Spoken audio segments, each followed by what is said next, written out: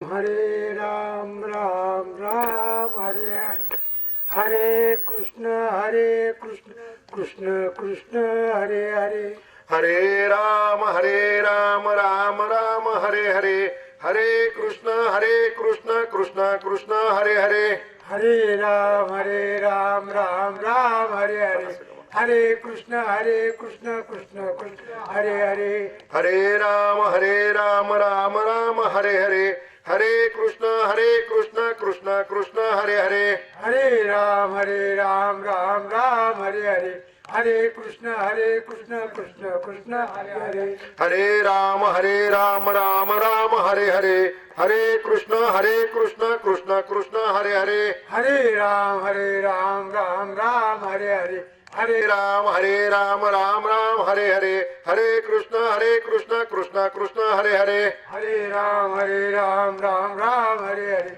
हरे कृष्ण कृष्ण कृष्ण हरे हरे, हरे राम राम हरे हरे, हरे कृष्ण कृष्ण कृष्ण हरे हरे, हरे राम राम हरे हरे, हरे कृष्ण कृष्ण कृष्ण हरे हरे, हरे राम राम हरे हरे, हरे कृष्ण कृष्ण कृष्ण हरे हरे, हरे राम राम हरे हरे, हरे कृष्ण कृष्ण कृष्ण हरे हरे, पुंडलिका वरदे हरिठ्ठल, श्री ज्ञानदेव तुकाराम, पंढरीनाथ भगवान की जय, माऊली ज्ञानेश्वर महाराज की जय, जगद्गुरु श्री संत से तुकाराम महाराज की जय, सद्गुरु श्री संत शेख मोहम्मद महाराज की जय, सब संतन की जय. आता तरी पुढे हाची उपदेश, नका करू नाश आयुष्याचा, सकळांच्या पाया माझे दंडवत, आपुलाले चित्त शुद्ध करा, हित ते करावे देवाचे चिंतन, करोनी या मन एकविध, तुका म्हणे लाभ होय तो व्यापार, करा काय फार शिकवावे. वक्रतुंड महाकाय सूर्यकोटी समप्रभ, निर्विघ्नं कुरु मे देव सर्व कार्येषु सर्वदा. गुरुर् ब्रह्मा गुरुर्विष्णू गुरुदेव महेश्वरा, गुरु साक्षात परब्रह्म तस्मै श्री गुरु नमः. खर तर आज कोणत्या निमित्तानं प्रवचन सेवा आहे हे आपल्या सगळ्यांना ज्ञात आहे, परंतु प्रवचनकार म्हणून, आजचा वक्ता म्हणून परिहार देणं हे नित्याचं आहे, गरजेचं आहे. कैलासवासी अखंड सौभाग्यवती सुमनताई सखाराम नलगे पाटील या मातेचा आज दशक्रिया विधी आणि त्या निमित्तानं ही प्रवचन रूपी सेवा या ठिकाणी करण्याचा प्रयत्न मी आपल्या सगळ्यांच्या समोर निश्चितपणानं करतोय. खरं तर मी नेहमी सांगत असतो की जीवसृष्टीमध्ये जन्माला आलेल्या प्रत्येक प्राण्याला बरोबर काहीच घेऊन जाता येत नाही.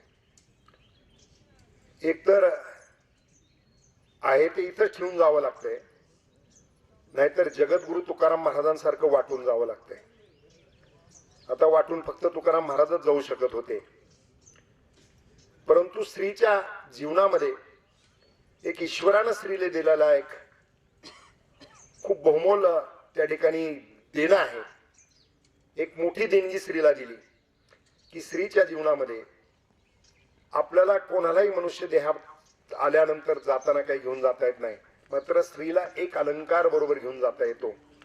तो प्रारब्ध कर्माने मिळतो आणि तो अलंकार म्हणजे कपाळी लिहिलेला सौभाग्य अलंकार. खर तर सुमनताईंचं प्रारब्ध थोर होतं आणि म्हणून त्यांनी अखेरचा श्वास घेत असताना त्यांच्या कपाळावरती सौभाग्य अलंकार लिहून त्यांनी अखेरचा श्वास घेतला. ही त्यांच्या जीवनातल्या सत्कर्माची पावती आहे असं म्हटलं तर वावगं ठरणार नाही. आज या ठिकाणी त्यांचा दशक्रिया विधी आहे. त्यानिमित्तानं जगदवंदनीय श्रीमंत संत जगद्गुरु तुकाराम महाराजांचा 4 चरणाचा अभंग या ठिकाणी सेवेसाठी घेतलेला आहे. आता तरी पुढे हाची उपदेश, नका करू नाश आयुष्याचा, सकळांच्या पाया माझे दंडवत, आपुलाले चित्त शुद्ध करा, हित ते करावे देवाचे चिंतन, करुणी मन एकविध तुका म्हणे लाभ होय तो व्यापार करा काय फार शिकवावे. खर तर हा अभंग तुकोबारायांनी याची रचना केली. ही रचना करत असताना आपण जर चिंतन केलं तर तुकाराम महाराजांना जाऊन 375 वर्ष झाले आणि त्यांनी त्यावेळेस सांगितले आता तरी पुढे हाची उपदेश. म्हणजे आता काय घडणार आहे तुकोबारायांना माहित होतं का हा प्रश्न निश्चितपणानं पडतो. संतांची दृष्टी ही या ठिकाणी जीवाच्या कल्याणासाठी त्या ठिकाणी किती महत्वाची आहे ते या अभंगातून आपल्या निश्चितपणानं लक्षात येतं. आता तरी अभंगाचं निरूपण करत असताना एकीकडे आता तरी निर्वाणीचा इशारा आहे आणि दुसरीकडे सकळांच्या पायी माझे दंडवत म्हणजे दुसरीकडे विनंती देखील तुकोबाराय करतायत. आता तरी सांगितलेला आहे. आपण आता हा शब्द कधी वापरतो ज्यावेळेस आता नाविलाज झाला माणसं शेवटी म्हणतात आता तरी. तुकोबारायांनी या अर्थानं शब्द वापरलाय की आता तरी पुढे हाची उपदेश. नका करू नाश आयुष्याचा. म्हणजे खर तर आपल्याला सगळ्यांना मिळालेला मानव देह जो आहे तो किती अनमोल आहे.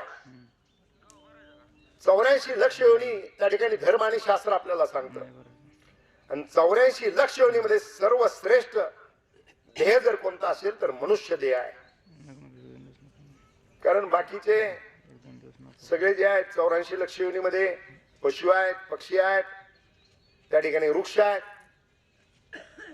परंतु एकमेव ईश्वरानं अशा प्रकारचा मनुष्य देह निर्माण केलेला आहे की त्याला व्यक्त होता येतं त्याला विचार करता येतो त्याला हसता येतं त्याला बोलता येतं त्याला रडता येतं त्याला चिंतन करता येतं. आणि म्हणून देवानं हा देह निर्माण करत असताना सर्व कल्याणासाठी या देहाची निर्मिती केलेली आहे. देवे दिला देह भजना गोमटा. आता भजनासाठी दिलाय परंतु किती भजन होतंय याचं चिंतन करण्याची आवश्यकता आहे. परंतु हा मनुष्य देह जो दिलेला आहे तो किती अनमोल आहे याचा विचार निश्चितपणानं आपण सगळ्यांनी करण्याची आवश्यकता आहे. तुम्ही बघा आता बरीचशी माणसं माझ्या समोर बसलेली शेतीशी निगडीत आपण सगळेजण आहोत. मनुष्य प्राणी सोडला तर व्यक्त कोणाला होता येत नाही. का असं घडलंय सकाळी कुणी गोठ्यात गेलं होतं म्हैस म्हटली वेलकम टू गोठा. म्हशीने स्माईल दिलं का? एखाद्या गोठ्यात कधी म्हैस म्हणली का की सेल्फी घ्यायचंय म्हणून? व्यक्त कुठल्याही प्राण्याला होता येत नाही पक्षाला होता येत नाही. पक्षाला त्या ठिकाणी प्रत्येकाला वेगळी भाषा दिलेली आहे परंतु त्या ठिकाणी मनुष्याला जी शक्ती दिलेली आहे ती एक वेगळी अनन्यसाधारण शक्ती ईश्वरानं आपल्याला दिलेली आहे. आणि म्हणून दिलेली ही शक्ती जी आहे त्या शक्तीचा उपयोग जीवन जगण्यासाठी केला पाहिजे. मनुष्याला आयुष्य किती दिलेलं आहे शास्त्र सांगतं पुराण सांगतायत की सत्ययुगामध्ये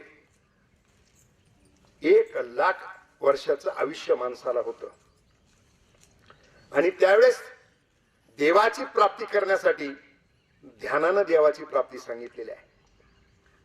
त्रेतायुगामध्ये 1 शून्य कमी झाला 10 वर्षाचं आयुष्य दिलं आणि त्रेतायुगामध्ये त्या ठिकाणी यज्ञानं देवाची प्राप्ती सांगितलेली आहे. द्वापार युगामध्ये आणखी 1 शून्य कमी झाला 1000 वर्षाचं आयुष्य द्वापार युगामध्ये सांगितलं आणि त्या युगामध्ये पूजेनं त्या ठिकाणी देवाची प्राप्ती सांगितलेली आहे. आणि कलियुगात पुन्हा 1 शून्य कमी झाला आयुष्य 100 वर्षाचं सांगितलं आणि इथे देवाची प्राप्ती करायची असेल तर नामस्मरण करा हे सांगितलं. आता परमेश्वराला आपल्याला सगळ्यांना एवढीच प्रार्थना करावी लागेल की सत्ययुगापर्यंत 1 शून्य कमी करीत आलात आता कलियुगात 100 वर्ष दिलंय त्याचा एक शून्य कमी करू नका, ही प्रार्थना आपल्याला सगळ्यांना देवाला करावी लागणार आहे. या युगामध्ये कलियुगामध्ये आपल्याला शक्ती जी सांगितलेली आहे, देव प्राप्त करायचं असेल तर त्या ठिकाणी कशाने करता येतो हे सांगितलं, आणि तो देव प्राप्त करायचा असेल तर तुम्हाला त्या ठिकाणी नामस्मरणानं देव प्राप्त करता येतो म्हणून सांगितलं. आता नामस्मरण करा म्हटल्यानंतर लोकांना मोठा प्रश्न पडतो की कसं नामस्मरण करायचं. आपल्याकडे सगळ्यात महत्वाची एक गोष्ट आणखी अडचणीची समाजामध्ये कुठल्याही विषयामध्ये लोक काय म्हणतील. मला कोणीतरी परवा दिवशी म्हटलं की आता तुम्ही प्रवचन करायला लागल्यावर लोक काय म्हणतात.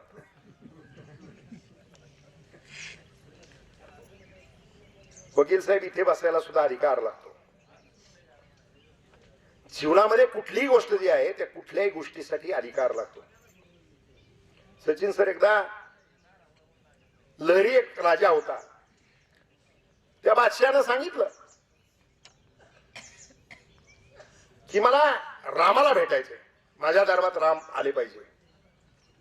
लगेच त्याच्या प्रधानाने त्याला सांगितलं की तुळशीदासाला बोलून घ्या आणि तुळशीदासाला फरमान काढा, तुळशीदास रामाचा भक्त आहे, निश्चितपणानं रामाला आणल. तुळशीदासाला दरबारात बोलवलं. तुळशीदासाला राजानं सांगितलं बादशहानं की प्रभू श्रीरामाला माझ्या दरबारामध्ये आणा. आणा हे वाक्य ऐकल्यानंतर तुळशीदास दुखवले गेले. अरे म्हणे आणा म्हणतोय, याला अधिकार आहे का. रामाच्या दर्शनाचा याला अधिकार नाही, रामाचं मुख पाहण्याचा देखील याला अधिकार नाही. तुळशीदास प्रश्नात पडले आणि प्रश्नात पडल्यानंतर बादशहानं सांगितलं की जोपर्यंत प्रभू श्रीराम येत नाही तोपर्यंत यांना बंदीखान्यात ठेवा. ठेवलं बंदीखान्यात. तुळशीदास बंदीखान्यात गेल्यानंतर एकच विचार की रामाला याच्या दरबारात कसं आणायचं, याला तो अधिकार आहे का, तर याला अधिकार नाही. काय करायचं म्हणून हनुमंतरायाचं त्या ठिकाणी चिंतन. आणि हनुमंतरायाला तुळशीदास महाराज प्रार्थना करतात. हनुमंतराय प्रकट होतात. हनुमंतरायाच्या समोर ते सांगतात की अशा अशा प्रकारचं संकट माझ्या समोर आलंय. बादशाह म्हणतोय प्रभू रामाला माझ्या दरबारात आणा. या बादशाला अधिकार नाही. हनुमंतराया तुम्ही मार्ग सांगा. हनुमंतराय सांगतात काही चिंता करू नका. हनुमंतरायानं वानर सेनेला आदेश केला की नगरीत जा आणि राजाचा अहंकार तोडायचा आहे, बादशाचा अहंकार तोडायचा आहे, त्याच्यासाठीच जे जे करता येईल ते करा. आता वानरच ती सेना गेली. हनुमंतरायाचा आदेश. सगळ्या नगरीमध्ये हाहाकार करून टाकला. कोणाचे कपडे फाडायचे, कोणाचं त्या ठिकाणी अन्नधान्याचा नाश करायचे, जे हाताला सापडेल त्याचा विध्वंस करण्याचं काम वानर सेना करायला लागली. ती वानर सेना दरबारापर्यंत पोहोचली. दरबारापर्यंत पोहोचल्यानंतर महाराणी घाबरली, पळत बादशाकडे गेली की वानर सेना या ठिकाणी महालात घुसलेली आहे, सगळं नुकसान करतायत, राजवस्त्र फाडलेले आहेत, सगळा गोंधळ त्यांनी चालवलेला आहे. राजा प्रधानाला विचारतो काय गडबड झाली, कशामुळे हे होत आहे. त्यानं सांगितलं हेही तुळशीदासालाच विचारावं लागेल. बंदीखान्यातून तुळशीदासाला बाहेर बोलवलं गेलं. त्याला विचारलं की प्रभू श्रीरामाला त्या ठिकाणी बोलवा सांगितलं, परंतु राम येण्याच्या अगोदर ही वानर सेनाच या ठिकाणी आली, या वानर सेनेचा बंदोबस्त झाला पाहिजे. तुळशीदासानं सांगितलं की प्रभू रामाचं तुम्हाला त्या ठिकाणी रामाला पाहायचंय, रामाला तुम्ही बोलवलेलं आहे. आता राम येणार म्हटल्यानंतर अगोदर तर वानर सेना येणारच. आता वानर सेना आली, याच्यानंतर त्या ठिकाणी हनुमंत येणार, नील येणार, नल येणार, रामाचं सगळं सैन्य येणार. नंतर प्रभू श्रीराम येणार. बादशाह हात जोडतो आणि सांगतो की मला राम नाही आले तरी चालतील, पण हे सगळं आवरा. आणि मग ते हनुमंतरायाला प्रार्थना करतात, आवरलं जातं. बादशाला अधिकार नव्हता म्हणून रामाचं दर्शन घेता आलं नाही. आणि म्हणून वकील साहेब सांगितलं की इथे बसायला अधिकार लागतो. लोक काय म्हणतील त्याचा काय विषय येत नाही.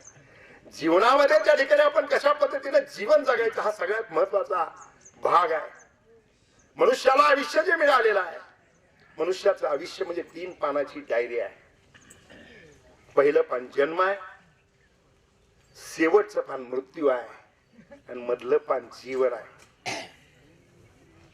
मनुष्याला आयुष्य त्या ठिकाणी आपण 100 वर्षाचं आयुष्य आपण म्हणतोय, परंतु त्या ठिकाणी मनुष्याला खरं तर आयुष्य किती मिळत आहे. अल्प आयुष्य मानव देहा, शतगणिले ते अर्धरात्र खाय, मध्य बाल तो पीडा रोग क्षय, काय भजनाशी उरले पाहेगा क्षणभंगोर नाही भरोसा. अशा प्रकारचं जीवन आपलं आहे, क्षणभंगूर आहे. मनुष्याला मिळालेलं आयुष्यातलं अर्ध आयुष्य जे आहे ते झोपण्यात आणि स्वतःच्या कर्मामध्ये जात आहे. जवळपास 12 वर्षाचं आयुष्य तुमचं बालपणात जात आहे, काही आयुष्यात तारुण्यात जात आहे. आयुष्य जगायला शिल्लक किती राहते याचा विचार करण्याची आवश्यकता आहे. आणि म्हणून मधलं पान 3 पानाची डायरी आहे. त्या 3 पानाची डायरी भरत असताना मधल्या पानावरती भरायचे ते काय भरायचंय, कशा प्रकारचं जीवन आपल्याला जगायचंय हे सगळ्यात महत्वाचं आहे. आणि म्हणून तुकाराम महाराज सांगतात आता तरी. झालं ते झालं, गेलं ते गेलं, मागे झाले पाहू नका, पुढे जाणील आहे तुका. मागे काय झालं, कालपर्यंत काय झालं त्याचं चिंतन करण्याच्या ऐवजी उद्या मला काय करायचंय, मला कशा पद्धतीने माझं जीवन सार्थक करता येईल त्याचा प्रयत्न या जीवनामध्ये निश्चितपणानं करण्याची आवश्यकता आहे. आणि म्हणून तुकाराम महाराज आता तरी सांगतात. खरं तर जीवन जगत असताना आदर्श आणि चांगलं जीवन काय आहे याचा विचार आपण निश्चितपणानं करण्याची आवश्यकता आहे. फार छोट्या छोट्या गोष्टीला आपण नाराज होतो, छोट्या छोट्या गोष्टीला आपण देवाला दोष देतो, छोट्या छोट्या गोष्टीला आपण कोणाला तरी दोष देत राहतो. परंतु भजन करायला जसं सांगितलंय, नामस्मरण जसं सांगितलंय, भजन म्हणजे काय आणि कुठल्याही संतांना सांगितलेलं नाही की सगळं काम धंदे सोडा आणि भजन करत बसा माझं, असं कुठल्याही संतांना सांगितलेलं नाही. भजन म्हणजे काय, चांगलं बोलणं हे सुद्धा भजन आहे. आणि भजन करायला काय लागतो. सचिन सर आता कोळगावरून आले, येताना गाडी चालवत आले असतील, आता स्टिअरिंग असेल, पायानं ब्रेक क्लच ऍक्सिलेटरचं काम चाललेलं असेल, तोंड तर मोकळं होतं ना. मोकळ्या तोंडानं भजन करायचंय, देवाचं नामनाम करायचंय. आता देवाच्या नामस्मरणामधला महिमा सांगत असताना संतांनी कित्येक वर्षापासून सांगितला. 750 वर्षापूर्वी माऊलींनी ज्ञानेश्वरी आपल्याला दिली, तुकोबारायांनी त्या ठिकाणी गाथा आपल्याला दिली. अनेक संतांना त्या ठिकाणी आपल्या जीवनासाठी खूप मोठं कार्य करून ठेवलेलं आहे. आणि कुठल्याही संतांना असं सांगितलेलं नाही की काम सोडा आणि भजन करा. कामामध्ये काम कुणी म्हणा राम राम, हे संतांना सांगितलेलं आहे. सावता महाराजांनी सांगितलेलं आहे कांदा मुळा भाजी अवघी विठाई माझी. जनाबाई दळत असताना म्हणायच्या एग एग विठाबाई, एग एग विठाबाई. ही अंतर मनापासून त्या ठिकाणी जनाबाई ज्यावेळेस म्हणत होत्या त्यावेळेस पांडुरंग येऊन साक्षात त्यांना दळू लागत होता. आपण या संत साहित्यातून काय घेणार आहेत की नाही हा सगळ्यात महत्वाचा प्रश्न आहे. आणि बहुधा तुकाराम महाराजांना वाटलं असेल की सगळं साहित्य जरी निर्माण करून दिलं तरी मनुष्य जन्म अशा प्रकारचा आहे, मनुष्य योनीमध्ये आलेला माणूस अशा प्रकारचा आहे की तो सगळंच घेईल अशा प्रकारचं नाही. आणि म्हणून यदा कदाचित तुकाराम महाराजांनी आता तरी काय सांगितलंय, आता तरी पुढे हाची उपदेश. मग हे 1 पानाची डायरी जी आपल्याला लिहायची जीवनामध्ये, ती जीवनामध्ये 1 पानाची डायरी लिहित असताना ती डायरी फार महत्वाची आहे. नरदेह मिळालाय आपल्याला. तुकाराम महाराजच्या बाबतीत म्हणतात नरदेह निर्धान लागले हाती, उत्तम सार उत्तमची गती, देवच होईन म्हणती ते होती, तरी का चित्ती न धरावे. मनुष्यानं त्या ठिकाणी देव व्हायचं ठरवलं तर देव होता येत आहे. हे तुकाराम महाराज एका अभंगातून आपल्याला सांगतायत. मग ते कसं होता येत आहे, काय वागलं म्हणजे होईल, काय केलं म्हणजे होईल. घराला आपण मंदिर समजलं पाहिजे आणि घराचा स्वर्ग तयार करण्याचा प्रयत्न केला पाहिजे. त्या घरामध्ये आनंदाचं वातावरण निर्माण करण्याचा प्रयत्न केला पाहिजे. ते भजन आहे. नाहीतर बोलताना बोलता बोलता माणसं कुठं जातात, काय बोलतात, किती बोलतात, कसं बोलतात याचं चिंतन जर केलं तर मोठं कठीण आहे. एकदा एक डॉक्टर एका पेशंट वरती इलाज त्या ठिकाणी चालू होता. हॉस्पिटल मधून त्या पेशंटला डिस्चार्जची वेळ आलेली होती आणि डिस्चार्जच्या वेळेस राऊंड करत होते. डॉक्टर राऊंड करत असताना त्या पेशंटला म्हटले आता तुम्ही खूप ठणठणीत झालात, व्यवस्थित झालात, घरी जा, व्यायाम करा, जरा जीवाला चांगलं खायला शिका. बायको बाहेरून पळतच आली. म्हणली डॉक्टर बघा ना, सांगा त्यांना काहीतरी म्हणे.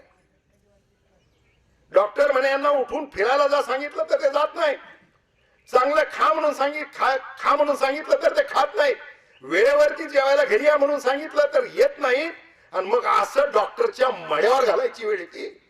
असं ती पत्नी सांगते. कुणाला कुणाला आता डॉक्टरनी काय करावं? आपण काय बोलतो,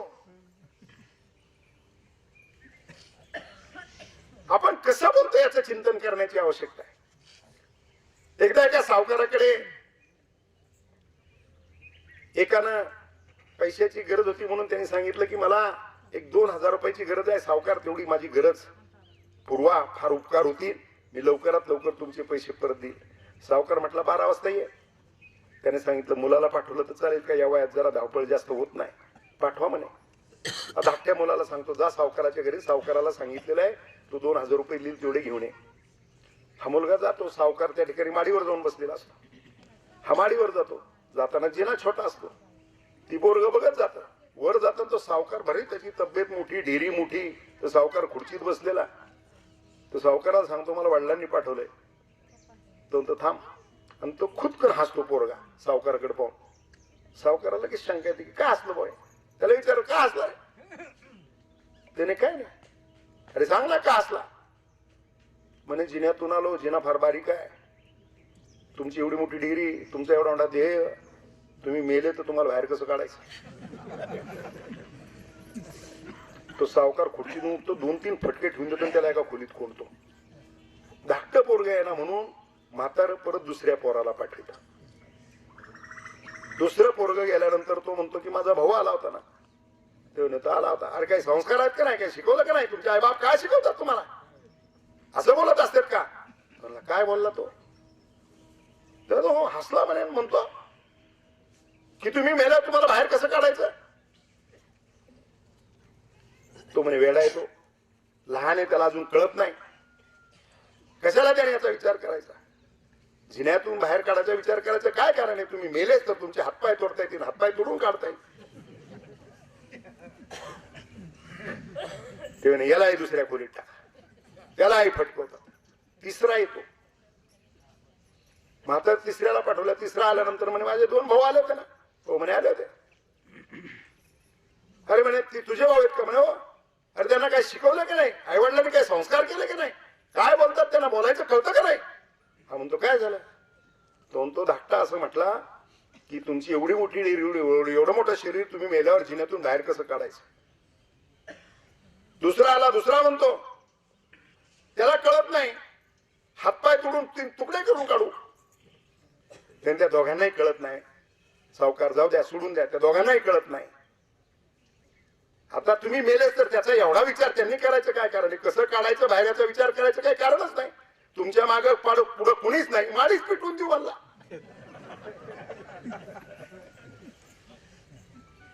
जीवनामध्ये अशा पद्धतीनं त्या ठिकाणी अविचार करून, अविचारी बोलणं करून त्या ठिकाणी आपण जीवनातली तिसरी मधलं जे पान आहे त्याची डायरी भरत असताना काय भरतो याचं चिंतन करण्याची आवश्यकता आहे. म्हणजे काय चुकलं असेल, तुकाराम महाराज म्हणतात जे चुकलं ते चुकलं, मागे झालं ते सगळं सोडून द्या, आता तरी पुढे. हाच उपदेश तुकाराम महाराज सांगतात. इथून पुढे तरी बदला, इथून पुढे तरी सुधरा, इथून पुढे तरी चांगलं जीवन जगण्याचा प्रयत्न करा, असं त्या ठिकाणी सांगितलं जातं. आता काही काही माणसं चांगलं वागतात, त्यांच्या बाबतीत सुद्धा वाटायला त्यांच्या फार अवघड येतं. एकदा एक साधू गावात नसं दुपारी चाललेला होता. एक सात्विक स्त्री देवाचं दर्शन करून पूजा करून आलेली होती. तिला पाहिलं साधू आहे, अधिकारी पुरुष दिसतोय, अधिकारी साधू दिसतोय. तिला आग्रह केला, साधू महाराज जेवणाची वेळ झाली, तुम्ही माझ्या घरी या, तुमचे पाय धुवून माझ्या घरी झटका, 2 घास खाऊन माझ्याकडून जा. साधू तयार होतात. साधूला ते घरी आल्यानंतर पूजा वगैरे सगळं करून त्या ठिकाणी जेवायला बसवते. घरात जे आहे थोडंफार काही बनवण्याचा प्रयत्न करते. जेवायला वाढते, गोड काय आहे का पाहते तर गोड काही घरात नाही, म्हणून शेजारीकडे जाते. शेजारी म्हणते की बरं झालं, तुझ्या निमित्तानं माझी देखील साधूला त्या ठिकाणी अन्नदान करण्याचं पुण्य मिळेल, माझ्या घरात नेमकी खीर केलेली तेवढी घेऊन जा. पूर्वी होता असा, त्याच्यात आनंद होता मोठा. जुन्या मंडळींचं जुनं जीवन जर आपण सगळं बघितलं तर आपल्या घरात केलेली भाजी शेजारच्या घरात जायची, शेजारच्या घरातली भाजी आपल्या घरात यायची. सगळी माणसं एकत्र घरामध्ये जेवायला बसत होती. पूर्वीचे संस्कार फार वेगळे होते. पूर्वीच्या संस्कारामध्ये जुनी माणसं त्या ठिकाणी जेवायला बसल्यानंतर कुटुंब एकत्र जेवायला बसत होतं. एखादा कमी जेवला तर घरातला मोठा माणूस म्हणत होता, आज कमी जेवलाय, काय तुला बरं वाटत नाही का? एकमेकाची काळजी, एकमेकाची विचारपूस पूर्वीच्या काळात केली जात होती. आज काळ बदललाय, पुढे जाऊन सांगेल त्याच्यावरती. परंतु ती खीर घेऊन येत होती आणि खीर घेऊन आली. महाराजांना खीर वाढली, तिला आनंद झाला की शेजारणीकडून मला खीर मिळालेली आहे. महाराजांना गोड पण खाऊ घालू शकले. महाराजांनी ती खीर खाल्ली आणि खीर खात असतानाच महाराज तसेच पडले, गतप्राण झाले. खूप वेदना झाल्या, दुःख झाले तिला. ती विचार करायला लागली की काय घडलं असेल असं. चिंतन करत राहिली. आपण तरी इतकं चांगल्या हेतूने बोलवलं, महाराज तर गतप्राण झाले. गावभर बातमी वाऱ्यासारखी पसरली. मग काय लोक चर्चा करायला, काय तिला काय उद्योग पडला होता, कशाला तिने बोलवलं तर बोलवलं, महाराजाला काय खाऊ घातलं. मग कुणी म्हणलं की स्वयंपाकातच काहीतरी झालं असत. मग बाकीच्यांनी चर्चा करता करता गावभर खिरीची बातमी पण पोहोचली. खिरीची बातमी पोहोचल्यानंतर खीरवाल्याने काहीतरी घालून दिला असेल, हिचा वचपा काहीतरी काढायचा असेल. नको त्या चर्चा, पाहिजे तेवढी निंदा या दोघींची त्या ठिकाणी गावातल्या लोकांनी केली. ही खीर घेऊन येत असताना घारीनं तिच्या पायात नाक पकडून चालवलेला होता. तो नाक जर्जर झालेला होता. त्याच्या तोंडातला एक विषाचा थेंब त्या वाटीत पडलेला होता खिरीचा, आणि ती खीर खाल्ली म्हणून त्या ठिकाणी महाराज गतप्राण झालेले होते. निंदा करणाऱ्यांनी भरपूर निंदा करून घेतली. नंतर त्या ठिकाणी महाराज हा ऋषीवरती आल्यानंतर परमेश्वरानं त्याचं सगळं सात्विक जीवन म्हणून हा ऋषी कसा आला, कसा गेला, कसं त्याचा गतप्राण कशामुळे झाला याची सगळी चर्चा करत असताना त्यांना सगळं चित्रगुप्तानं सांगितलं. म्हणजे आता त्या स्त्रीनं तर बोलवलं, तिचा हेतू खूप चांगला होता. मग महाराज गेले, याचं पाप कोणाच्या डोक्यावरती टाकायचं? तर म्हणे टाका, जिने जेवायला बोलवलं तिच्या, म्हणे तिच्या कसं टाकताय? तिने शुद्ध हेतून, चांगल्या हेतूने जेवायला बोलवलं होतं, तिचा हेतू चांगला होता, संतांची सेवा करण्याचा तिचा हेतू होता. मग म्हटले खीरवालीवरती टाका. तिने बी माझ्याकडून अन्नदान होईल, माझ्याकडचं गोड अन्नदान मिळेल म्हणून तिनं आनंद मानलेला होता. खीर देताना तिच्या मनात दुसरा भाव नव्हता. तिच्यावरही टाकता येणार नाही. म्हणले नागावरती टाका. म्हणले नागाचा काय दोषी, घारीने त्याला पकडलेला होता. म्हणले घारीवरती टाका. म्हणले घारीवरती कसं टाकता येईल, घारीचं खाद्य आणि घारीची शिकारच नाग आहे. आता टाकायचं कोणावरती? म्हणले जाऊ द्या, ज्यांनी निंदा केली त्यांच्यावरती टाकून द्या, हे पाप त्यांच्या डोक्यावर टाकला. म्हणून जीवन जगत असताना सात्विकतेनं वागणाऱ्या माणसांची निंदा करणं हे सुद्धा पाप आहे. याचं चिंतन ही तिसरं प्राण भरताना करण्याची आवश्यकता निश्चित करत आहे. म्हणून तुकोबारायांनी सांगितलं, आता तरी पुढे हाची उपदेश झालंय, कालपर्यंत झालंय ते सोडा. देव संकेत देतो अनेक गोष्टींचे. प्रत्येक 100 वर्षानं रोगराई येते. पूर्वी प्लेग आला, त्याच्यात अनेक लोक गेले, आल्या अनेक लाटा आल्या. आपल्याला आता 2-3 वर्षापूर्वी, म्हणजे 6 वर्षापूर्वी आपल्याकडे एक लाट येऊन गेली. देवाने इंडिकेशन दिलेत आपल्याला, सावध व्हा हे सांगितलं होतं. हा तुकाराम महाराजांचा अभंग आहे. आता तरी पुढे हाची उपदेश त्यावेळेस केलाय देवानं. सुधारलोय का आपण? आहे का आपल्या लक्षात? कोरोना येऊन गेला, काय सांगितलं कोरोनाने? अरे जवळची माणसं गेली, अंत्यविधीला अनेकांना जाता नाही आलं.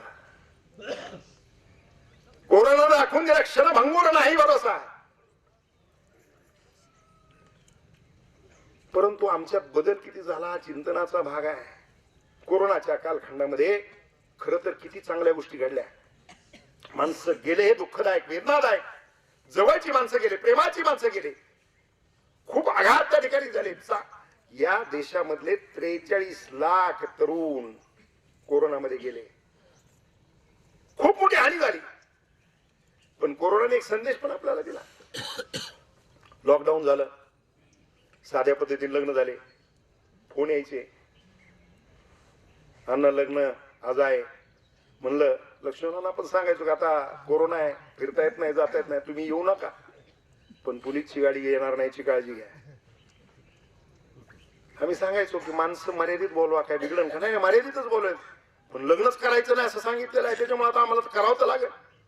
झाली लग्न, त्यांचा संसार झाला नाही का? मोजक्या माणसामध्ये लग्न झाले, संसार झाला, मुलं झाली, सगळा प्रपंच त्या ठिकाणी गुण्यागोविंदाने चाललेला आहे. संदेश दिला, कोरोना संपला, लॉकडाऊन संपला की आम्ही परत पुन्हा जागेवर आलो. कोरोनाच्या कालखंडामध्ये प्रदूषणाचं नियंत्रण किती झालं, वाहनं थांबली, तर त्या ठिकाणी पोल्युशनचा रेट काउंट केल्यानंतर पोल्युशन रेट खूप खाली आलेला होता. पोल्युशन नव्हतं, कमी झालेलं होतं. कोरोना संपला आणि पुन्हा आम्ही गतिमान झालो, पुन्हा आम्ही पळायला लागलो. संतांनी देवाने संदेश देऊन, संकेत देऊन देखील त्या ठिकाणी आमच्या वागण्यामध्ये, कृतीमध्ये बदल होत नाही, अशा प्रकारची स्थिती आहे. आणि म्हणून तुकाराम महाराजांनी या अभंगाच्या माध्यमातून आपल्याला निर्वाणीचा इशारा दिलाय. आपल्याला सांगत असताना जगद्गुरु सांगतायत की सकळांच्या पायी माझे दंडवत. आता लायकी एक आपली, तुकाराम महाराजांनी आपल्याला दंडवत घालून सांगावं की सुधरा. काय स्थिती आज? आपण जे जीवन जगतोय ते कसं जीवन जगतोय? मी मगाशी सांगितलं की कलियुगामध्ये मानवाला 100 वर्षाचं आयुष्य दिलंय, जसं सत्ययुगापासून एक एक शून्य कमी होत आला. आता परमेश्वराला पण प्रार्थना करतो, आणखी एक शून्य कमी करू नको. मिळालेल्या 100 वर्षाच्या आयुष्यातलं आपण जगतोय किती वर्ष? किती सकारात्मक जगतोय? किती सकारात्मक विचार करतोय? त्या ठिकाणी सकारात्मक आनंदी जीवन करणे आपल्या हातात आहे. गेलेला श्वास परत येतात नाही, जीवनातला गेलेला एक सेकंद आपल्याला परत घेता येत नाही, आपलं गेलेलं तारुण्य आपल्याला परत घेता येत नाही, आणि आपल्याला आलेलं म्हातारपण सारता येत नाही. आणि म्हणून जीवन जगत असताना परिस्थितीचा परिणाम मनस्थितीवर होता कामा नये, याचं चिंतन करण्याची आवश्यकता आहे. आपण विचार करत असताना त्या ठिकाणी सकारात्मक विचार केला पाहिजे. माझ्या घरामध्ये मला आनंद निर्माण करायचा आहे, दुसरा बाहेर तर कोणी आनंद निर्माण करणार नाही. आता मॉल निर्माण झालेत, आनंद मॉल मध्ये मिळत नाही, आनंद तुम्हाला निर्माण करावा लागतोय. आणि आनंद निर्माण करायचा असेल तर तुम्हाला आनंद निर्माण करण्यासाठी घरामध्ये गुणगुणत वागून चालणार नाही, गुणगुणत वागलं पाहिजे, गुणगुणत वागलं पाहिजे.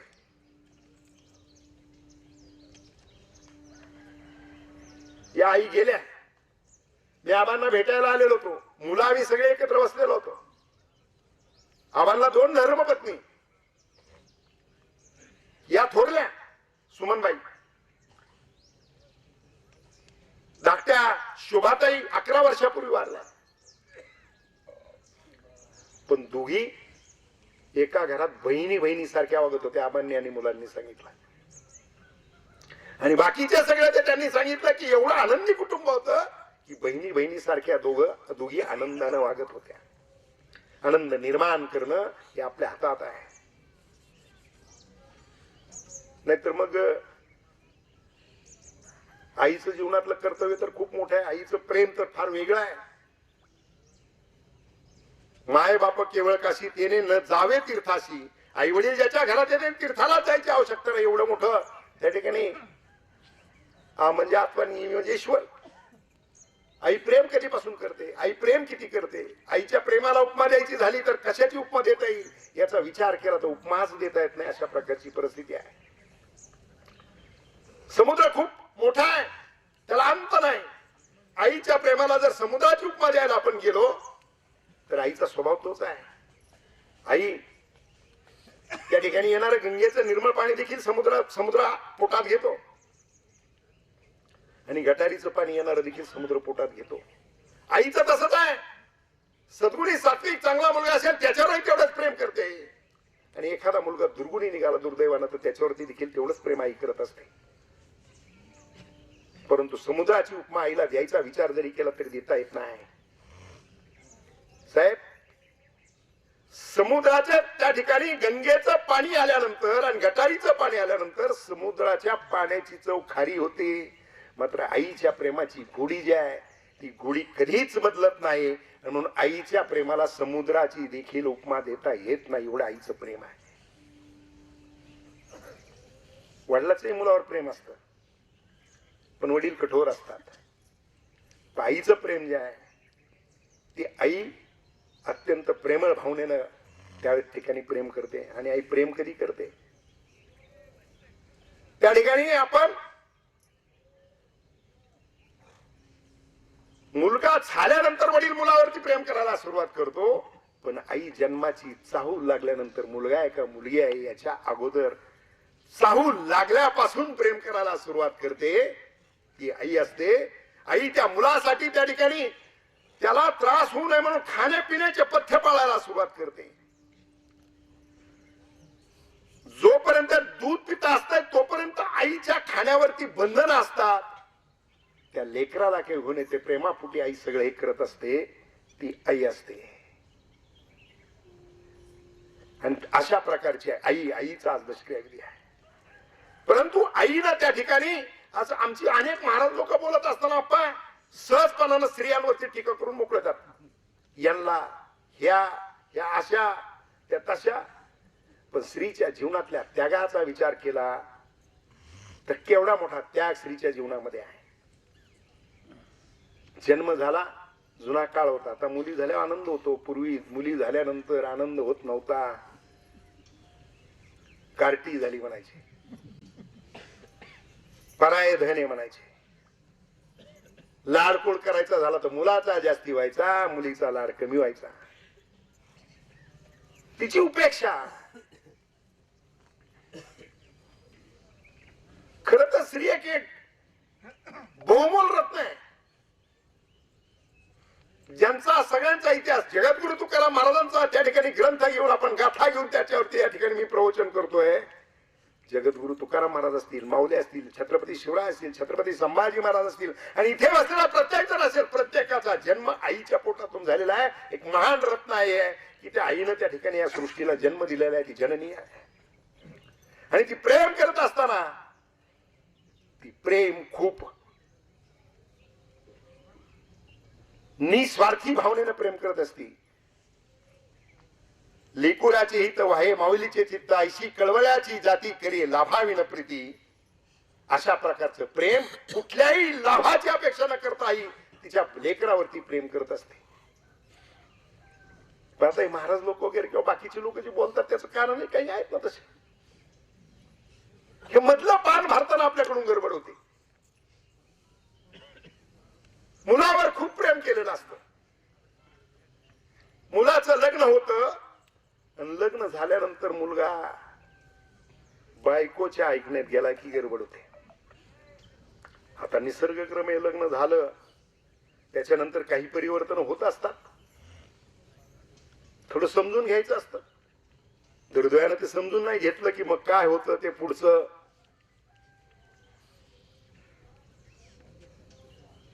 मुलाचं लग्न झालं, मुलगा जर बायकोच्या ऐकण्यात गेला तर मग आई उठते, पप्या लग्न होईपर्यंत फार चांगला होता. लग्न झालं आणि आमचा पप्या पुरता बिघडला. सकाळी चहा पिऊन म्हातारी निघाली की शेजारी पाजारी सगळीकडे तोच कार्यक्रम चालू असतो, तोच डंका चालू असतो. पप्प्याच्याच नावाने डंका चालू असतो की ज्याला एवढा मोठा करीबन भरभरून त्याच्यावरती प्रेम केलं ते पोरग थोडस बायकोचं ऐकायला लागलं की गडबड झाली. मग एवढी चर्चा दुपारच्या जेवणापर्यंत चर्चा, इथपर्यंत चर्चा जाते की आमचा पप्प्या खूप चांगला होता पण आता नुसता बैल झालाय, इथपर्यंत जाते. मग आमच्या पुढे बोलता बोलता काही बोलून जातात की ताईच मात्र माझ्या खूप चांगलं चाललेलं आहे, जावाई खूप चांगला मिळाला. लग्न झाल्यापासून त्याच्या जावयानं सगळ्या संसाराच्या किल्ल्या माझ्या ताईच्या हातात दिल्या. माझा जावाई ताईच्या शब्दाच्या पुढे नाही. मग लेक जर बैल झाला तर मग जावाई काय झाला याचं चिंतन सुद्धा करायला पाहिजे ना. खरंय का कुठे याचंही चिंतन केलं पाहिजे. म्हणून बोलला काय पाहिजे. माऊली सांगता साच आणि मावाळ मिथुने रसाळ शब्द जैसे कल्लोळ अमृताचे. गुणगुणत राहा, चांगलं बोलत राहा, चांगले विचार करत राहा. तुमच्या घराचा स्वर्ग करण्याचं हातात तुमच्याच आहे. तुमच्या घराचा स्वर्ग करायचा असेल तर तुम्हीच करू शकता, बाहेरचं कुणी करू शकत नाही. बाहेरची माणसं, काही माणसं फार वेगळ्या पद्धतीचे संस्कार देण्याचा प्रयत्न करत असतात. आपल्याकडे नेहमी राजकीय क्षेत्रामध्ये काम करा. आप्पा तुमच्याकडे तर फार असायचं ते खातं. आप्पा जमीन वाद झाला, बांध मोजून द्यायला पाहिजे, भांडणं त्यांना द्यायला मिटवायला पाहिजे. अनेक विषयामध्ये सामाजिक क्षेत्रामध्ये काम करणाऱ्या माणसाला हे सगळं काम करावं लागतं. आम्ही दुसऱ्या समाजाला दोष देतो, त्यांचे गुण घेत नाही. आमच्या शेतीवरून अवलंबून असणारा काबाड कष्ट करून शेतीच्या व्यवसायातून स्वतःची प्रगती करणारा जो समाज आहे, त्याचं वाटप करताना सगळं गाव गोळा झाल्याशिवाय होत नाही. ही चुकीची गोष्ट आहे. जैन समाजाचं एखादं दुकान मारवाड्याचं आपल्या सुभाष काका गावात आलं की आपण म्हणतो येताना 4 डबडे घेऊन आलेला होता, आता एवढी मोठी वाडमाडी बांधली, एवढा मोठा शेड झाला. त्याचे कष्ट, त्याची तपश्चर्या, त्याचं सातत्य, तो व्यवसाय करत असताना त्याची चिकाटी, नफ्यातले पैसे फक्त माझेच असं समजतो. गल्ल्यात आलेला सगळा पैसा माझा मानत नाही. भांडवल किती गुंतवलंय त्याचा व्यापारी विचार करतो आणि भांडवलातून त्या ठिकाणी नफाच्या व्यवसायातून मला किती झाला त्याच्यातला काही भाग खर्च करण्याचा प्रयत्न करतो आणि बाकीचं पुन्हा भांडवलात मिळवण्याचा प्रयत्न करतो. स्वतःची प्रगती करत असताना काटकसरीला सगळा व्यवहार करण्याचा प्रयत्न करतो. व्यवहारातला विषय याच्यासाठी सांगतोय की त्या 2 भावाचं मारवाड्यांच्या घरामध्ये जर 2 मुलं जन्माला आली, त्यांचं जर वाटप झालं तर गावाला कळत नाही. मात्र आपलं वाटप गाव गोळा झाल्याशिवाय होत नाही. 4 भाऊ जर एका विचाराचे असतील आणि त्यांनी वाटप केलेलं असेल तर पोरं पुढे जाऊन सांगतात आमचा बाप अडाणी होता, आमच्या बापाला तिघांनी मिळून फसवलं. कालच प्रकरण आलं ते, तिघांनी मिळून फसवलं म्हणून आता पुन्हा वाटण्या करा. 25 वर्षांनी पुन्हा. आपण मी फार काल छान विचारलं, ज्यानं सांगितलं आमचा बाप भोळा होता म्हणून अन्याय झाला, त्याला मी म्हटलं की तुमच्या वडिलांची प्रॉपर्टी सगळ्यांची मिळून वाटप झालेली किती? ती सारखी झाली म्हणले. फक्त सरस निरस वाटण्यामध्ये बाग यांनी घेतले, मुरमाड आम्हाला दिलं.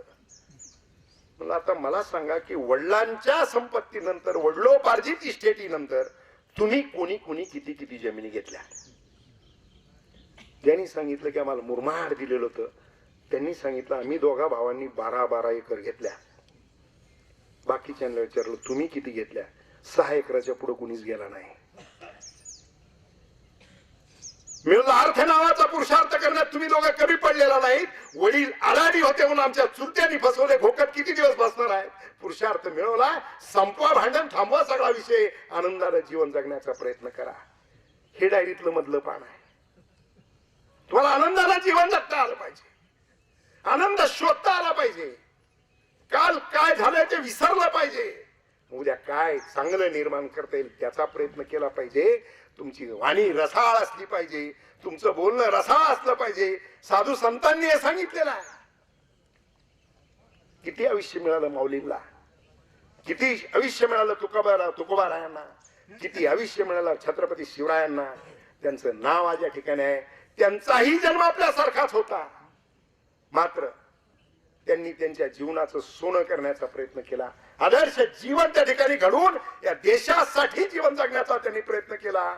या देशाच्या कल्याणासाठी जीवनाची आहुती देण्याचा प्रयत्न त्यांनी त्यांच्या जीवनामध्ये केला. आईचं सांगत असताना आईनं ठरवलं तर त्या ठिकाणी काय करू शकते ते आऊसाहेब जिजाऊंकडे पाहिल्यानंतर लक्षात येतं. जिजाऊंनी त्या ठिकाणी पुत्र मागत असताना शिवाई देवीला प्रार्थना अशा प्रकारची केली, मला पुत्र अशा प्रकारचा दे की तो पुत्र या रयतेच्या डोक्यावरती त्या ठिकाणी शाश्वत असं त्यांच्या संरक्षणाचे छत्र उभा करू शकेल असा पुत्र मला दे, असा पुत्र मला दे की ते पुत्र त्या ठिकाणी सगळ्यात जे काय वाईट चाललेलं त्याचा संहार करून त्या ठिकाणी चांगलं स्वराज्य निर्माण करेल असा पुत्र दे. अशा प्रकारची प्रार्थना त्या ठिकाणी केली. मला पुत्र अशा प्रकारचा दे, शंकरासारखा दे की अन्याय अत्याचार होत असेल तर त्याला तिसरा डोळा उघडून त्या ठिकाणी अन्याय अत्याचार संपवला पाहिजे अशा प्रकारचा पुत्र मला दे. मला अशा प्रकारचा पुत्र दे की जशी शंकरानं जगातून गंगा पेलवली आणि सगळ्या जनतेची तृष्णा भागवली तशा स्वराज्यामध्ये सगळ्यांची तृष्णा भागवणारा पुत्र मला दे. ही प्रार्थना शिवाई देवीला जिजाऊंनी केली. गर्भसंस्कार एक महत्वाचा विषय जुन्या कालखंडामध्ये होत होता. तो कालखंडात निश्चितपणानं जिजाऊंनी शिवरायांवरती केला. रामायण वाचलं, महाभारत वाचलं, रामायण वाचलं याचा पुरावा जर पाहायचा असेल तर जिजाऊंनी त्या ठिकाणी शिवराय पोटात असताना गर्भसंस्कार म्हणून रामायण वाचलं. आणि म्हणून छत्रपती शिवराय ज्यावेळेस कल्याणच्या सुभेदाराची सून त्यांच्या सैनिकांनी छत्रपती शिवरायांच्या समोर उभी केली आणि सांगितलं महाराज नजराणा म्हणून ही सून आणलेली आहे. गर्भसंस्कार होत असताना रामायण वाचलेलं होतं. छत्रपती शिवराय म्हटले अशी असती आमची माता सुंदर रूपवती तरी आम्ही झालो असतो सुंदर वदल्या छत्रपती. हा रामायणाचा संस्कार झालेला होता. त्या ठिकाणी हे स्वराज्य निर्माण करत असताना छत्रपती शिवरायांनी अविश्रांत परिश्रम कायम घेतले. कायम मोहिमेवरती राहण्याचं काम छत्रपती शिवरायांनी केलं. मावळ्याला संदेश देत असताना त्यांनी, आपण इतिहासात नेहमी पाहतो की शेतकऱ्याच्या भाजीच्या देठाला हात लावू नका, शेतकऱ्याचं कुठलंही नुकसान होणार नाही याची काळजी घ्या, हे छत्रपती शिवराय त्या ठिकाणी सांगत होते. परंतु त्याच्या पुढचं एक छत्रपती शिवराय जे मावळ्यांना सांगत होते ते आपल्या नजरेसमोर निश्चितपणानं खूप कमी प्रमाणात आलेला आहे. मावळ्यांना संदेश छत्रपती शिवरायांचा होता की माझा मावळा निर्व्यसनी राहिला पाहिजे, कुठलंही व्यसन माझ्या मावळ्यांनी केलं नाही पाहिजे. आजचे राजे आणि आजचे मावळे अवघड आहे सगळं. राजकारणाचं या व्यासपीठावर मी कधी बोलत नाही, पण संस्कार म्हणून जर सांगायचं असेल तर आज जे चाललंय ते छत्रपती शिवाजी महाराजांचं नाव घेण्याचा आम्हाला अधिकार आहे का याचं चिंतन करावं लागेल. एवढं वाईट चाललेलं आहे. आणि म्हणून तर तुकाराम महाराजांनी त्यावेळेस सांगून ठेवलंय आता तरी पुढे. त्यांना माहिती होतं पुढे जाऊन काय होणार आहे. आता तरी मध्यंतरी एक व्याख्यान झालं. त्या व्याख्यानामध्ये पी पाटील नावाचे एक व्याख्याते श्रीकोंदात आले. मी समोर बसलेलो होतो. 10 वर्षापूर्वीची गोष्ट होती. आणि त्यानं हे सांगितलं की छत्रपती शिवराय मावळ्यांना सांगत होते कुठल्याही व्यसन तुम्ही करायचं नाही. आज दुर्दैवाची बाब व्याख्यात्यानं सांगितलं, दुर्दैवाची बाब अशी आहे आजचे राजे आणि त्यांचे मावळे. कुणीतरी म्हणतोय की मी तोरणावरती बसलेला आहे, तू कुठं बसलेला आहे, तू म्हणतो शिवनेरीवर बसलेला आहे. त्यानं ऍड्रेस मला मी समोर बसलेलो होतो करून सांगितलं की साहेब एवढं तरी करा, छत्रपती शिवरायांच्या किल्ल्यांचं आणि संतांचं महंतांचं नाव धाब्यांना देऊ नका, परमिट रूमला देऊ नका, एवढं तरी करा. पुढच्या आठवड्यात गेलो मी, अजितदादांना पत्र दिलं आणि एक्साईज खात्यानं त्यावेळेस GR काढला आणि परमिट रूम याला त्या ठिकाणी गड किल्ल्यांचे आणि महापुरुषांचे नाव द्यायचे ना अशा प्रकारचा GR काढला. आपण काय घेतो हा सगळ्यात महत्वाचा प्रश्न आहे. रामायण वाचलं, रामायण ऐकलं, रामायण पाहिलं, रामायणातलं काय घेतलं. आमच्या आजच्या स्त्री जीवनातला जर आपण विषय पाहिला तर आमच्या स्त्रिया खूप यातना आम्हाला आहेत अशा प्रकारचं वर्णन करतात. लग्न झाल्यानंतर आमच्या काही तरुण मुली, खर तर जुना कालखंड फार वेगळा होता. जुन्या कालखंडामधली एक संकल्पना त्या ठिकाणी मांडली जायची. मुलीचं लग्न झाल्यानंतर तिला सांगायचे की आता तिथं तुझं सगळं आहे, सर्वस्व तुझं सासर आहे. आणि त्या काळातल्या मुली सुद्धा म्हणायच्या की इथे आले शेवट माझा इथेच होणार आहे. आजचं किती शॉर्ट झालंय. आज आपण संस्कार करण्यात किती कमी पडतोय. इथं बसलेले राजकीय सामाजिक क्षेत्रात काम करणाऱ्या माणसांच्या रोजच्या ऐकण्यातला आहे लग्न झालं वर्ष 6 महिन्यानं, वर्ष 2 वर्षानं नवरा बायकोची भांडणं. बायको सांगते, वडिलांना फोन करून सांगते की मला आत्ताच्या आत्ता न्यायला आला तर ठीक आहे, नाही तर संध्याकाळपर्यंत माझं तोंड दिसणार नाही. काय संघर्ष आहे तुमच्या जीवनामध्ये? एवढा मोठा संघर्ष आहे. जर त्या ठिकाणी घराचा स्वर्ग करायचा असेल तर आनंदी वातावरण निर्माण करणे प्रत्येकाच्या हातात आहे. ज्या मुलाचं लग्न होतं त्या मुलाचं लग्न झालेल्या आईनं सून घरात आल्यानंतर तिला लेकी सारखी ट्रीटमेंट दिली पाहिजे. माझी मुली असं समजून तिला वागण्याचा प्रयत्न जर झाला तर निश्चितपणानं कुटुंबामध्ये आनंदाला बहर आल्याशिवाय राहणार नाही. आणि सुनेनं देखील माझी आई आणि माझी सासूच्यात फरक करता कामा नाही. काय झालंय, मोबाईल एवढं मोठं अवघड झालंय साधन, छोटस यंत्र आलंय, केवढी उठी गडबड आहे त्या यंत्राची. माणसं एवढे आसक्त झालेत.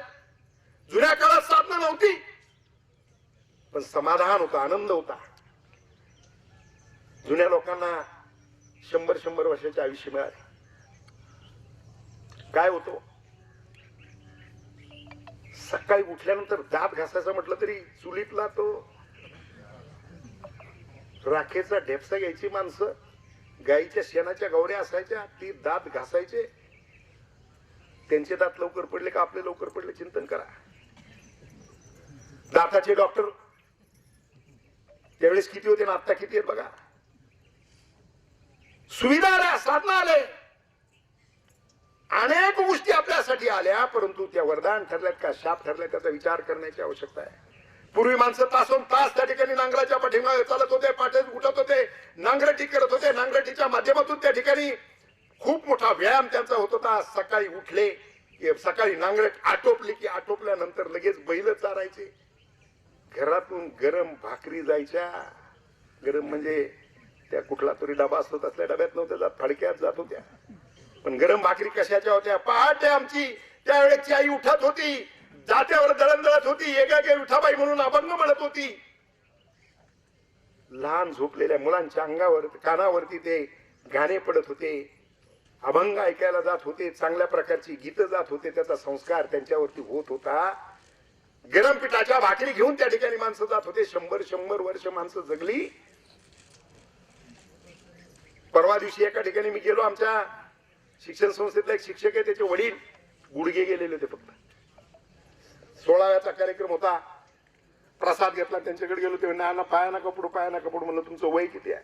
त्यांनी सांगितलं 92. पाया पडलो. म्हणलं तिथपर्यंत आम्ही पोहोचणार नाही. मी एवढा निगेटिव्ह नाही. सुभाष काकाला साक्षीदार आहेत. त्यांच्या आत्याचा अभिष्ट चिंतन सोहळा होता, सभापती महाराजांनी कीर्तनातून विचारले तर 100 वर्ष कोण जागणार आहे? मी हात वर केला. महाराज लागला हसायला. ते म्हणले तुम्ही सोडून कोणाचाच नाही. अभिष्ट चिंतनाच्या भाषणात काकडे साहेबांनी सांगितलं की मृत्यू माझ्या हातात नाही, तो कोणाच्याच नाही. क्षणभंगूर आहे. इथून उठल्यानंतर कोणत्या क्षणाला जाणार आहे, कसा जाणार आहे ते त्यानं ठरवलेलं आहे. पण माझ्या हातात एक तर नक्की आहे ना, 100 वर्ष जगण्याचा विचार करणं माझ्या हातात. तरी का करू नये? हा सकारात्मक विचार केला पाहिजे, सकारात्मक जीवन जगण्याचा प्रयत्न केला पाहिजे. मी सांगत होतो की पूर्वीची माणसं आनंदी का जगत होते? गरजा कमी होत्या, साधना कमी होते, पण आनंद खूप होता, भरभरून आनंद होता. घरातली सगळी माणसं एकत्र जेवायला बसल्यानंतर आजोबा सांगायचे पाट्याला ताटाला पाण्याचा वेळा द्या. पोरं विचारायची काही की वेळा दिल्यानंतर काय पदार्थ बदलतात का? ते सांगायचे नाही, ताटातल्या अन्नाचा प्रसाद होतो. हे संस्कार आज कुठे आहेत? आज आम्ही एकत्र जेवायला तयार नाही. घर मोठे झालेत पण आनंद आणि सुख लोप पावलेला आहे. त्याचं कारण मोबाईल सारखं आलेलं छोटं साधन. मी त्याच्यावरती सांगत होतो. जुन्या कालखंडामधले येणारी कष्ट, आमच्या माता भगिनीला आयुष्य मिळालं, आरोग्य मिळालं. या सुमनताई, सगळ्या भावंडांची संख्या 14, 7 भाऊ 7 बहिणी. बापू विठ्ठलाप्पा हे 7 भावंड. शहाजी काका मला वाटतं लास्ट ना. 7 बहिणी, 14 अपत्य. जुन्या काळातलं घर जर बघितलं त्या घरामध्ये सगळे एकत्र राहत असताना किती आनंद असेल। या सगळ्या जुन्या घरांमध्ये तो आनंद मिळत होता। त्या ठिकाणी जुन्या स्त्रियांना आरोग्य देखील चांगलं मिळत होतं, कारण तेवढा व्यायाम त्यांना होता। जात्यावरची दळणं होती, त्या ठिकाणी 9 अपत्य त्या ठिकाणी होत होते, शिजर नव्हतं।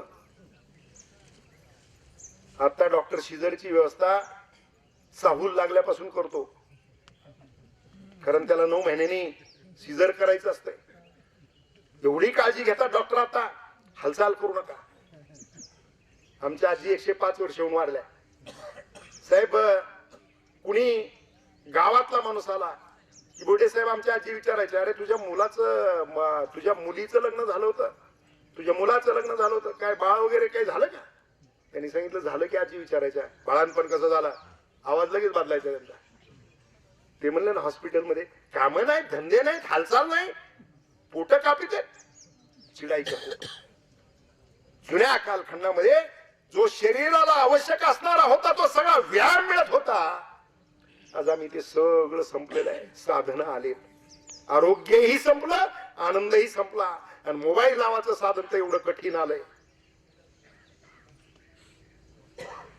सकाळी उठलं की माणूस सकाळपासून उठल्यानंतर पहिलं माणूस मोबाईल मध्ये बघतोय, रात्री झोपेपर्यंत मोबाईल बघतोय। सकाळी मोबाईल बघितला, त्या मोबाईल वरती रात्री कोणीतरी गेल्याचं कळालं की लगेच भावपूर्ण श्रद्धांजली, याचा त्याचा काही संबंध नसतो, हा श्रद्धांजली होऊन मोकळा होतो। मोबाईल मध्ये फुलं आहे ते फुकटचेच आहेत, तो फोटो टाकतो, त्या फोटो खाली 7-8 फुलं टाकतो, भावपूर्ण श्रद्धांजली टाकून मोकळा होतो, काही संबंध नाही। दुसरा फोटो पाहतो, 36वा वाढदिवस, तीच फुलं, तोच दुसरा फोटो ज्याचा वाढदिवस येतात तीच फुलं टाकायचे, फोटो टाकायचा त्याचा, वाढदिवसासाठी अंतःकरणपूर्वक हार्दिक शुभेच्छा, फुलं तेच।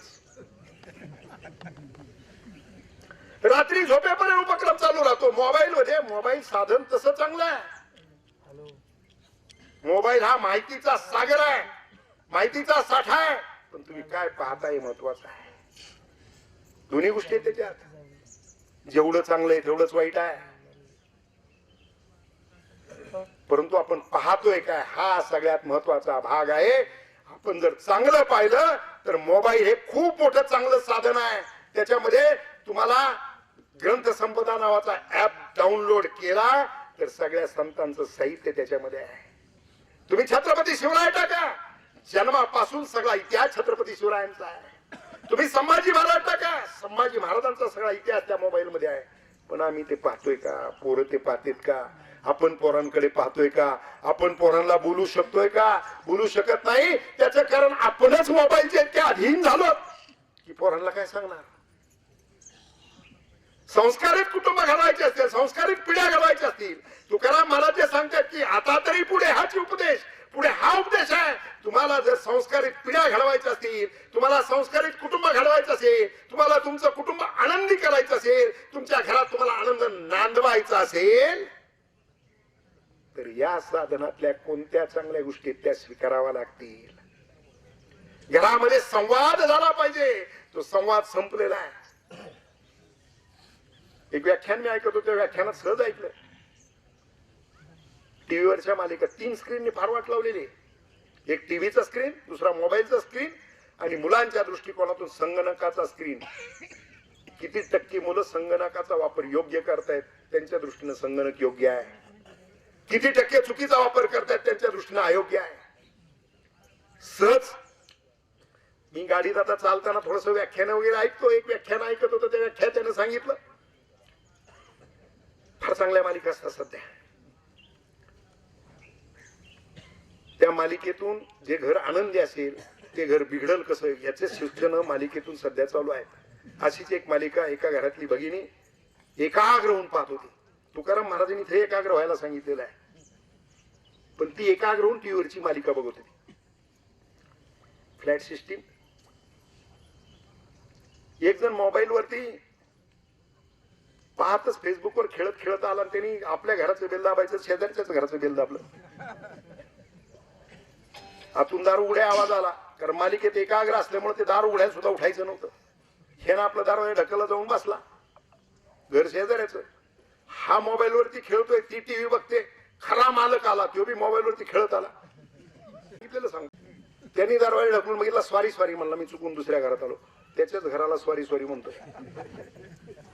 एवढं मोबाईल वेळ लागायची वेळ आलेली आहे. साधनं आपल्यासाठी आहेत, आपण साधनासाठी नाही.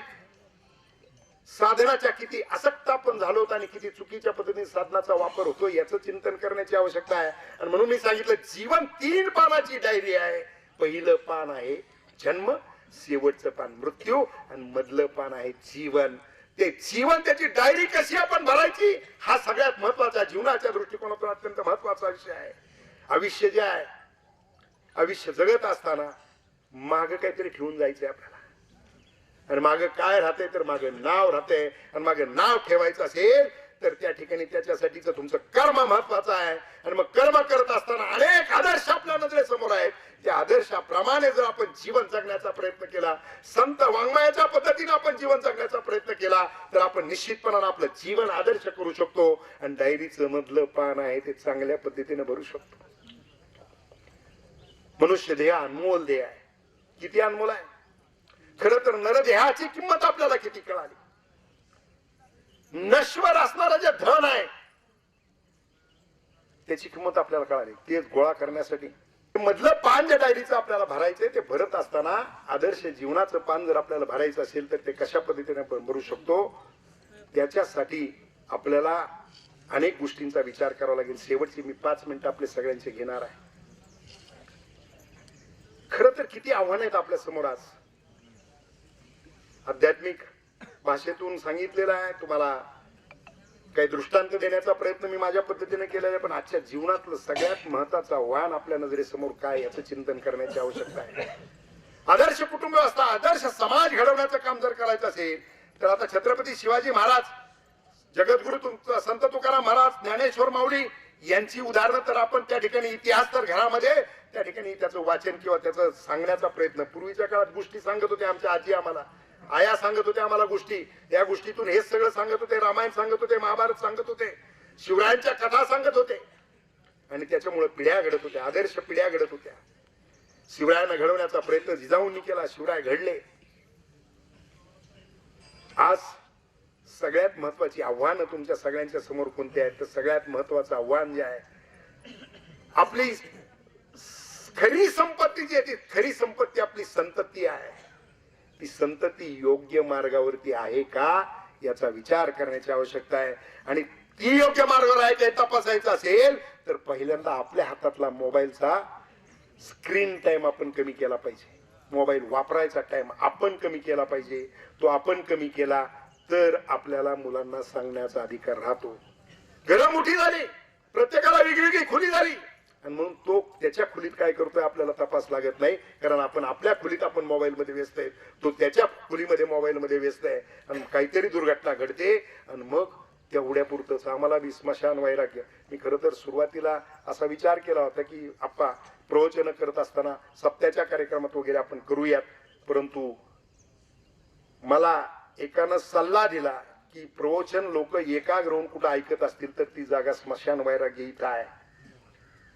आणि म्हणून या ठिकाणी आपली खरी संपत्तीचं जतन करायचं असेल तर संततीवरती बारकाईनं लक्ष देण्याची आवश्यकता आहे. संततीवरती योग्य दिशा त्याला देण्याची आवश्यकता आहे. आणि त्या ठिकाणी संततीला योग्य मार्गदर्शन करून त्याला आदर्श घडवण्याची आवश्यकता आहे. तो घडवण्याचा प्रयत्न आपण करण्याची आवश्यकता आजच्या प्रवचनात आपण घेऊन जाण्याची आवश्यकता निश्चितपणे आहे. आज गुटख्याची पुडी पोरं खाताना बरेच पोरं पाहतो आपण. हा फार महत्वाचा संदेश आहे. सरकारनं गुटख्यावरती बंदी आणली, मात्र एकही पानाची टपरी अशी नाही की तिच्यावर गुटखा मिळत नाही. गुटख्याची पुडी किती ग्रॅमची कोणी बघितली का? खाणार असेल तरी आता इथं सांगणार नाही, पण मीच सांगतो. मी प्रवचनाचा काही गोष्टी मांडायच्या म्हणून गुटख्याची पुडी परवा दिवशी आप्पा मी जाऊन बघितलं टपरीवरती 3.75 ग्रॅमची गुटख्याची पुडी आहे. तिच्यावर दुसरी काहीतरी म्हणजे फ्री मिळते, दोन्ही एकत्र करतात. त्या पुडीची किंमत आहे 30 रुपये. 3.75 ग्रॅमची 30 रुपयाला पुडी मिळते. त्या पुडीचं 1 ग्रॅमची किंमत काढली तर 8 रुपये ग्रॅम येते. 8 रुपये ग्रॅम. गुटखा झाला 8,000 रुपये किलो. बदाम, काजू, पिस्ता, ड्रायफ्रूट मधले सगळे पदार्थ जे हजाराच्या आसपास खेळतात सगळे. घरातला एक माणूस गुटखा खातो, तो 1 किलो गुटखा खाल्ला तर त्याच्यामध्ये 8 किलो ड्रायफ्रूट येऊ शकतं. अशी परिस्थिती आहे. आम्ही आमच्या लेकरांना काय खाऊ घालतो हे गुटखा खाणाऱ्यानं विचार केला पाहिजे. मी काय खातोय, माझ्या प्रपंचाचं मी नुकसान किती करतोय याचं चिंतन करण्याची आवश्यकता आहे. शाळेत लेकरं जातात, आई वडील त्याच्या हातात 10 रुपये देतात. जाताना रोज पोरं शाळेत मला 10 रुपये दे म्हणून सांगतात, 10 रुपये घेऊन जातात. 10 रुपयाचं पोरं काय खातात बघितलं का तुम्ही कधी? मी परवा दिवशी सिद्धटेकवरून येत होतो. भांबोऱ्याच्या शाळेच्या तिथे शाळा सुटलेली होती. मुली हातात सगळ्यांच्या त्याचे पाकिट होते काय कुरकुरे. मी सहज त्या मुलींना थांबवलं. एकीच्या हातातलं पाकिट घेतलं. मी खाऊ काय तिला विचारलं. ती म्हणली खा.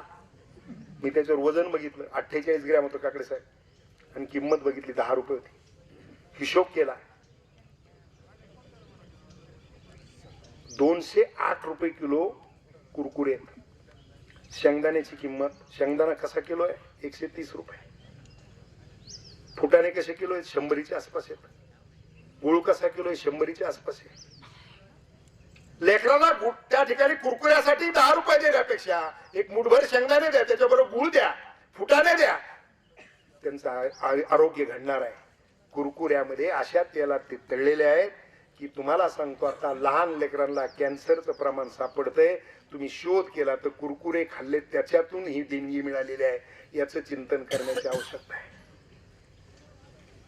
आज सगळ्यात मोठं आव्हान कोणतं असेल तर तुमच्या पुढे जगण्याचं आव्हान आहे. कुणाचंच ताट विषमुक्त नाही, कुणाचंच. हे करता येईल का हा प्रयत्न आपल्याला करावा लागेल. आपण शेतीशी संबंधित असणारी माणसं आहोत.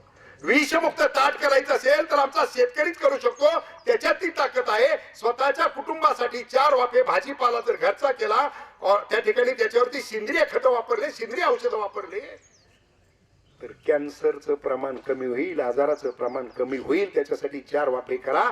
4 वाफे जर केले तर येणाऱ्या जाणाऱ्या पाहुण्यांच्या पिशवीमध्ये भाजीपाला जाईल आणि ते वाढ्यात वाढ्यात आपण नेलो तर एक दिवस आपण विषमुक्त ताट करू. सगळ्यात आव्हान आहे तेल, दूध अत्यंत वाईट आहे. शेंगदाण्याचं तेल संपवतोय.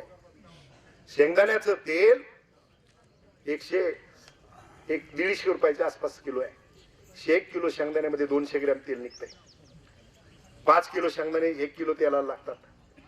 शेंगदाण्याचा भाव 125 रुपयाने पकडला तर 600 रुपयाचे शेंगदाणे होते. आणि मग 600 रुपयाच्या शेंगदाण्यात जर 1 किलो शेंगदाण्याचं तेल होते तर शेंगदाण्याचं तेल 150 रुपये किलो तुम्हाला कसं मिळतंय याचं चिंतन करण्याची आवश्यकता आहे. ते शेंगदाण्याचं तेलच नाही, त्याच्यावर फक्त फोटो शेंगदाण्याचा आहे. आपण विष त्या ठिकाणी खातोय याचा विचार करण्याची आवश्यकता आहे. आणि म्हणून विषमुक्त ताट करणं ही देखील आपली जबाबदारी आहे. उद्याच्या पिढीला 100चं आयुष्य मिळायचं असेल तर ताट विषमुक्त होणं गरजेचं आहे. आणि म्हणून या सगळ्या गोष्टींचा चिंतन या ठिकाणी केलं पाहिजे. आणि म्हणून अभंग देखील सेवेसाठी हात घेतला होता. आता तरी पुढे हाची उपदेश, नका करू आयुष्य नाश आयुष्याचा, सकळांच्या पायी माझी दंडवत. आपलेले चित्त शुद्ध करा. चित्त शुद्ध करून त्या ठिकाणी आपण शुद्ध जीवन जगण्याचं 3 पानाची आयुष्याची डायरी, त्याच्यातलं मधलं पान चांगल्या पद्धतीने भरण्याचा प्रयत्न करा. अशा प्रकारची आपल्या सगळ्यांना या प्रवचनाच्या निमित्तानं प्रार्थना करत असताना या ठिकाणी 10 दिवसापूर्वी सुमनताई सखाराम नलगे पाटील या मातेचं या ठिकाणी या हेलुकीचा प्रवास संपून त्या ठिकाणी आपल्याला गेलेलं, आपल्या सगळ्यांना सोडून गेलेले आहेत. खरं तर मोठ्या परिवारातून, नागोडे परिवारातून त्या आल्या. 7 भाऊ 7 बहिणी असा एवढा मोठा परिवार त्याच्यातून आल्या. इकडे आल्यानंतर नलगे परिवारात देखील 3 दीर जावा, त्यांना आबांना 2 पत्नी असल्यामुळे एक सवत, असं असताना देखील गुण्या गोविंदानं त्या ठिकाणी कशा पद्धतीने प्रपंच संसार साधता येईल हा प्रयत्न त्यांनी त्यांच्या जीवनामध्ये केला. आणि 10 दिवसापूर्वी निसर्ग नियमाप्रमाणे खरं तर थोड्याशा आजारी पडल्या, त्या आजारातून बाहेर काढण्याचा प्रयत्न परिवारानं केला. मात्र ईश्वर, डॉक्टरी विलाज आहे, ईश्वरी सत्ता आहे, ईश्वरी सत्तेनं 10 दिवसापूर्वी त्यांना आपल्यातून नेलेलं आहे. त्यांच्या जाण्यामुळं नलगे परिवार असेल, नागोडे परिवार असेल, आपण सगळे नातेवाईक असू, सर्वांना तीव्र दुःख झालेलं आहे. या दुःखातून बाहेर पडण्याची शक्ती, बुद्धी आणि सामर्थ्य ईश्वरानं नलगे परिवार, नागोडे परिवार आणि आपण सगळ्या नातेवाईकांना देवा अशा प्रकारची त्या ठिकाणी ईश्वर चरणी, पंढरीश पांडुरंगाच्या चरणी प्रार्थना करतो. या ठिकाणी मी माझ्या प्रवचन रूपीला सेवेला पूर्णविराम देत असताना जे काय मांडलं त्याच्यात जे बरोबर असेल ते माझे गुरु हरिभक्तीपरायण तुकाराम महाराजांचे 11 वंश हरिभक्तीपरायण माणिक महाराज मोरे यांचं आहे. जे काही बोलण्याच्या ओघामध्ये माझ्याकडून काही चुकीचं गेलं असेल तर तो माझा दोष आहे समजून माझ्या पदरात मला ते परत टाका एवढीच विनंती करतो आणि या ठिकाणी या प्रवचन रूपी सेवेला पूर्ण विराम देतो. पुंडलिका वरदे हरिविठ्ठल श्री ज्ञानदेव तुकाराम पंढरीनाथ भगवान की जय. माऊली ज्ञानेश्वर महाराज की जय. जगद्गुरु तुकाराम महाराज की जय.